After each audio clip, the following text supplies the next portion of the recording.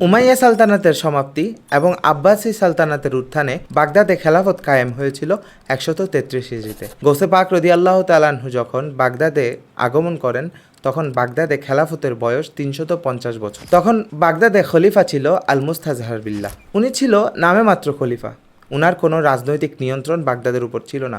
বাগদাদের মূল ক্ষমতা ছিল সেলজুকদের হাতে। সেলজুক বাদশা ছিলেন সুলতান মালেক শাহ। সুলতান মালেক শাহ গোসে পাক রাদিয়াল্লাহু তাআলা আনহু বাগদাদে প্রবেশের 3 বছর আগেই ইন্তেকাল করেন। অর্থাৎ 488 হিজরিতে গোসে পাক রাদিয়াল্লাহু তাআলা আনহু বাগদাদ আগমন করেন। 485 হিজরিতে সুলতান মালেক শাহ ইন্তেকাল করেন। সেলজুক সুলতান মালেক শাহ ইন্তেকাল করার পর ওনার যে বংশধরা ছিল ওনারা ক্ষমতা দখল করার জন্য একে অপরের সাথে যুদ্ধে লিপ্ত হন।